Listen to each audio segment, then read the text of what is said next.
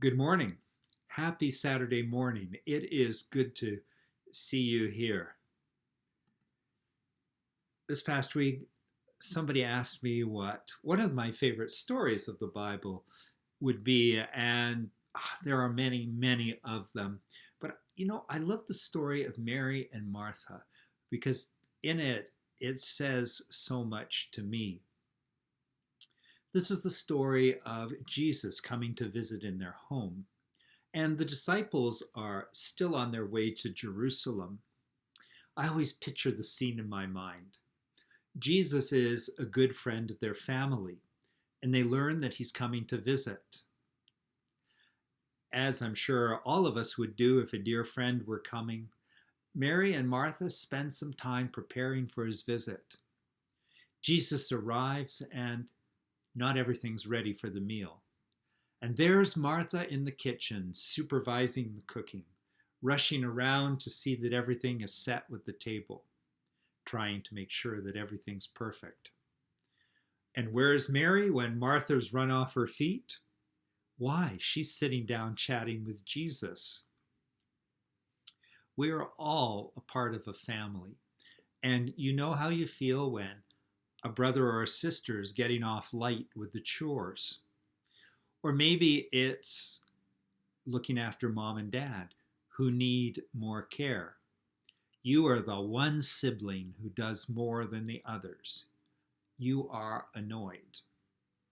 Martha is so annoyed that she goes to Jesus and says, "Jesus, tell my sister to help me." At this point in the story, I'm there with Martha. She's working her tail off to see that everything is just so. And there's Mary, just relaxing.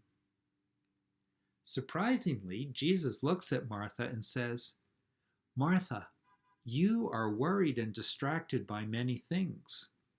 There is need of only one thing. Mary has chosen the better thing." Well, what is that one thing? Why did Jesus rebuke Martha? I don't think this was because she was busy serving. After all, Jesus said he was the one who had come to serve. Do you think it might have been because of her anxiety over offering this hospitality? There she is, banging around in the kitchen, and you can imagine her blood pressure rising. I'm sure that we've all been at one time or another in Martha's position. Living in these days of pandemic, we can't help but feel anxious. And then we hear of a young black man being shot just as he was running in the streets. And we hear of other accounts of senseless violence. I was interested to read the account of the story of the black surgeon who operated on a number of policemen who were shot in one of the shootings in Dallas. He was interviewed on television, and he talked about being a black male in his society. And the phrase that he used a few times was that he was anxious. He said that he is anxious when a policeman pulls him over because he doesn't know how it's going to go. And then there was the account of a few weeks ago in Bathurst, New Brunswick, when a 33-year-old black man, who is head of recreation and parks and tourism for that city, went to the city pier to read and to meditate.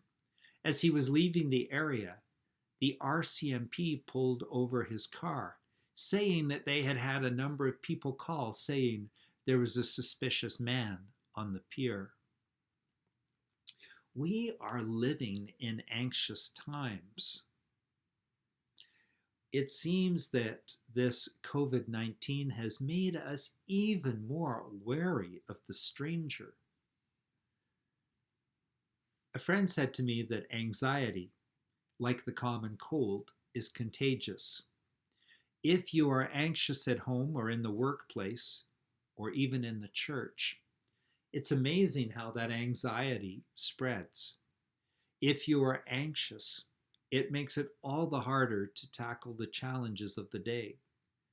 So Jesus, who, remember, we have been told elsewhere, was really a very close friend of these sisters, offers Martha a little advice so that her anxiety doesn't cloud the evening. In medieval art, Martha is often portrayed with La Tarasque, a dragon-like monster whom she has tamed as her pet. The artists are suggesting that Martha overcame her anxiety and that she was able to tame it. Today in southern France, La Tarasque shows up in parades and as statues celebrating Martha's victory. Well, this morning, what are your anxieties? What are your anxieties, especially around this pandemic? Are you feeding them so they become your bread of life? Jesus isn't saying that hospitality is not a good thing, but just that it distracted Martha from the important things. Her anxiety distracted her from that which is important. The Dalai Lama has said, "This we can all bear witness to. Living as we do, plagued by unremitting anxiety, it becomes more and more imperative that the lives of the spirited be avowed as the only firm basis upon which to establish happiness and peace." I don't want to take away any of the credit that Martha deserves for offering hospitality. In one of my congregations was a 90-year-old lady, and when I met her, she told me her name was Annie, but she then said, "Just call me Martha." I didn't get the connection with the story until I realized that Annie baked and cooked and cleaned for the church. She was famous throughout the county for her cherry bread, and I was well stocked. Every day she was in the church parlor working on a quilt, which she would then sell and would give all the money to the church mission fund. I was privileged to conduct Annie's funeral about 5 years later. Years after that, I was cleaning out my chest freezer, and I came across one of Annie's cherry loaves, and it made me think of how thankful I was for Martha, for Annie, and for all of the other Marthas and Marks in the church. Jesus is suggesting that Martha is too distracted. She's too worried about the details, and therefore she's missing the point of his visit. Jesus is pointing her to the importance of listening to his words. It's interesting that this story follows immediately after the one of the Good Samaritan. Most sermons end with talking about how important the Samaritan's deed was, and Jesus telling the lawyer who is listening to go and do likewise. Go and help the person in need. Two questions to ponder, though. Why does the writer of the Gospel of Luke put this story right after the one of the Good Samaritan? And why, of everything that Jesus must have said that night in their home, do we only hear about this little altercation? Fred Craddock, an American theologian, has suggested that the writer of Luke is using a technique used by the wisdom teachers of Israel, who placed opposing truths side by side without explanation, with the tension itself provoking the reader to deeper reflection. Quite often, we are more comfortable doing our faith rather than reflecting upon what we believe, especially in a world which counts so much on what we produce. we place a great deal of emphasis on being doers of the word rather than hearing and reflecting upon what God is saying to us. Is Jesus commending Mary because she wants to learn more about God and expand her spiritual horizons? While actions are needed, so is contemplation. When I was at McGill in seminary, I had John Douglas Hall as a professor, and he was so helpful to me while I was at school. He wrote, "Activism without contemplation ends in aimless doing that usually aggravates existing difficulties." I believe that our actions in the world need to have a strong spiritual basis, and that this only comes through contemplation on our faith and on the scriptures. Doug Hall goes on to caution that only the unthinking could fail to recognize the myriad ways in which thought, including very serious biblical, theological, and other scholarship, regularly serves the duplicitous purposes of those who, their rhetoric notwithstanding, simply do not want to get involved.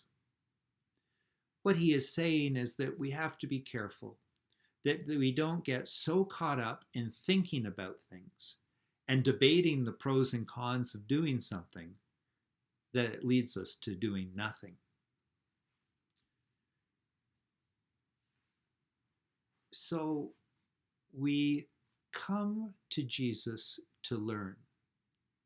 Jesus Wallish, the Christian social activist, says that he has realized that on Sunday mornings, which when we could gather in the church, he has noticed that as the leader of a church, he is not the only one who gets worried and busy.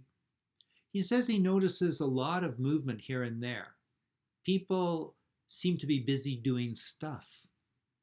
He says, this same Lord calls us to focus on him when we gather, to move from our place of being worried and distracted by many things to a place where we are in touch with the one thing needed, the good part that will not be taken away. There we will connect with the source that brings both peace and energy to all of our undertakings. So in the story of the Good Samaritan, we see that the disciples are called to go and do. In the story of Mary and Martha, we see that the disciples are called to sit and listen. True discipleship, it seems, lives in this tension between going and doing and sitting and listening. The life of a disciple who is seeking to be devoted to God is a life that is lived with this tension. When Fred Craddock says that if we were to ask Jesus which example applies to us, the Samaritan or Mary, his answer would probably be yes. Or is Jesus in these two stories implying that being a disciple means being attentive to the presence of God in all that you do? Maybe this is the better thing Jesus was referring to that evening as he shared a meal with two of his closest friends. I thank you for joining with me, and I look forward to seeing you in worship tomorrow morning at 10 o'clock when we live stream the service from Kamloops United Church.